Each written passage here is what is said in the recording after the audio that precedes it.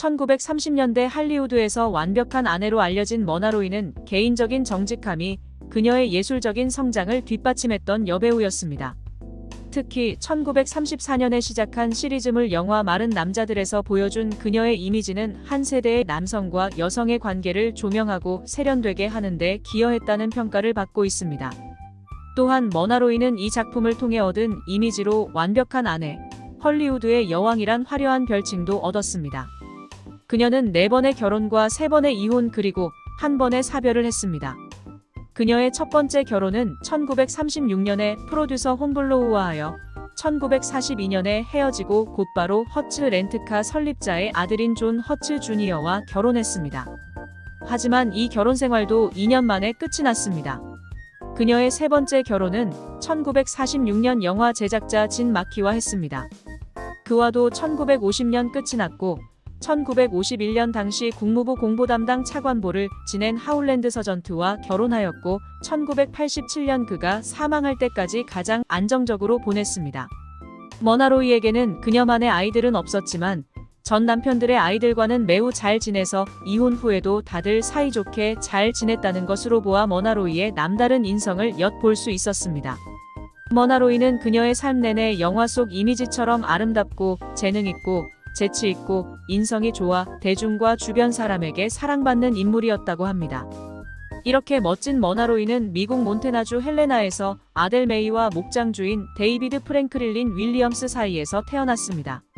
머나란 이름은 그녀의 아버지가 좋아했던 이름인 네브래스카 브로큰 보우 근처의 휘슬스톱에서 비롯되었다고 합니다.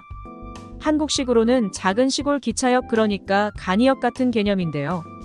사람들이 이 역 이름을 머나라고 불렀고 그녀의 아버지는 자신에게 딸이 태어나면 이름을 머나라고 짓겠다고 했답니다.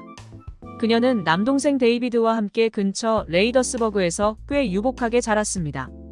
그녀의 아버지는 은행가이자 부동산 개발업자였으며 몬태나주 의회에 선출된 최연소 정치인이기도 했습니다. 그리고 그녀의 어머니는 시카고에 있는 음대를 졸업한 재원이었고요. 1912년 겨울 머나로이의 엄마는 폐렴에 걸려 심하게 아팠고 그의 가족들은 캘리포니아의 라호야로 잠시 이주하게 됩니다. 근사한 해변이 있는 이 도시는 위대한 배우 그레고리 팩의 고향이기도 하죠. 다행히 머나의 엄마는 라호야에서 건강이 빠르게 회복되었고 그러면서 재테크에도 눈을 뜨게 됩니다. 그래서 그곳에 땅도 사고 나중에 적자는 이윤도 보았고요.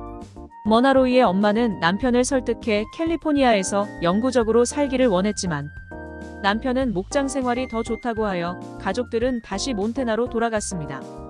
그러나 얼마 지나지 않아 머나로이의 엄마는 자궁절 제수를 받아야 했고 로스앤젤레스가 더 안전하게 수술을 받을 수 있다고 해서 그곳으로 가서 수술을 받게 됩니다.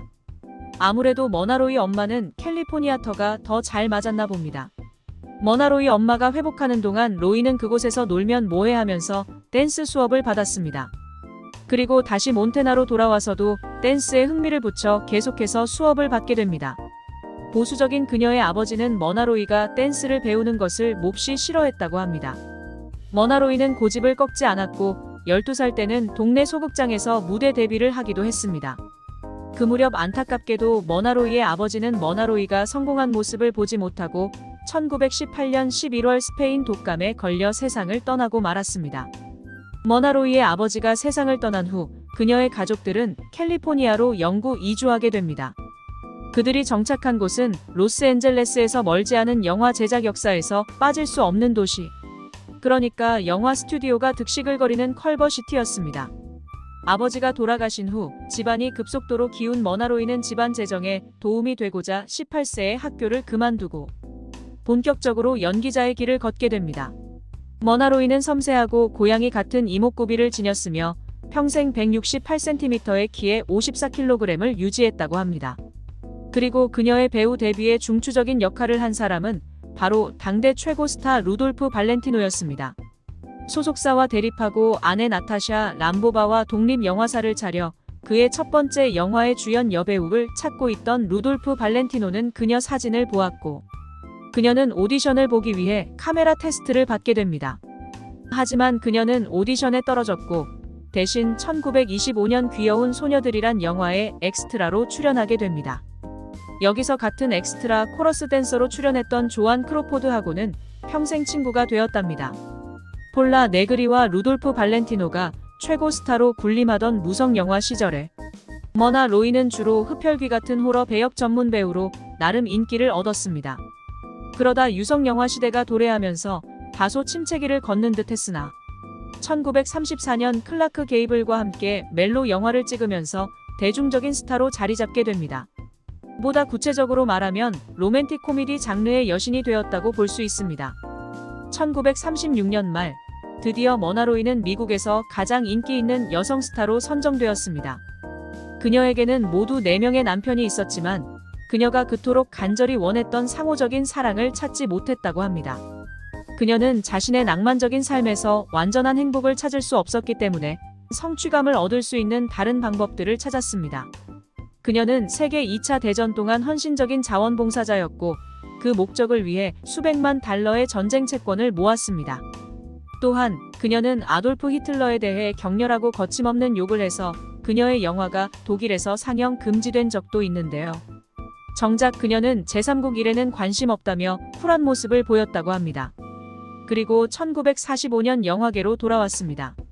1950년대도 지속적인 배우 활동을 하였고 60년대는 텔레비전 드라마도 몇 편 출연하여 노련한 연기를 보여줬습니다. 그러나 거의 정치인 수준으로 나란 일에 더 적극적으로 참여하고 활동하였는데요. 1948년에는 유네스코를 위한 미국 국가위원회의 구성원이 되었는데 그녀가 최초의 할리우드 유명인사였다고 합니다.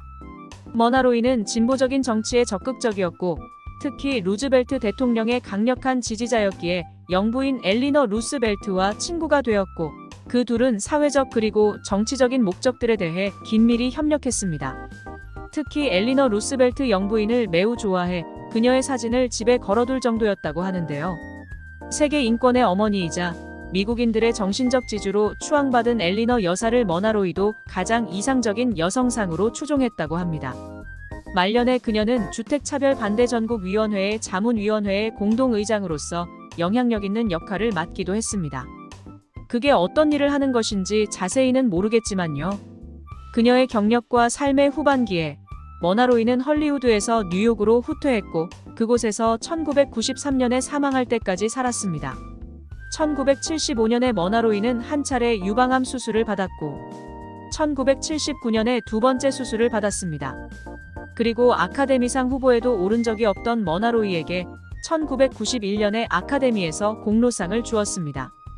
뉴욕집에서 수상 소감으로 이것이 자신을 행복하게 만들었다며 감사하다고 말하였습니다. 그것이 대중에게 보인 그녀의 마지막 모습이었습니다. 1993년 로이는 맨해튼 병원에서 사망하였고 그녀의 사망 나이는 88세였습니다. 그녀는 라나 터너와 같은 섹시한 매력이나 베티 데이비스와 같은 드라마틱한 재능을 가지고 있지는 않았습니다. 하지만 전성기 시절 그녀는 과장된 일체의 것들을 싫어했고 자연스러움을 추구하고 강렬하면서도 조용한 여성스러움을 풍기는 멋진 여성이었습니다. 그러니까 관능이 외면에 표출되지 않고 지성으로 가득해 깊고 그윽한 매력이 넘치는 배우였다고 할 수 있습니다.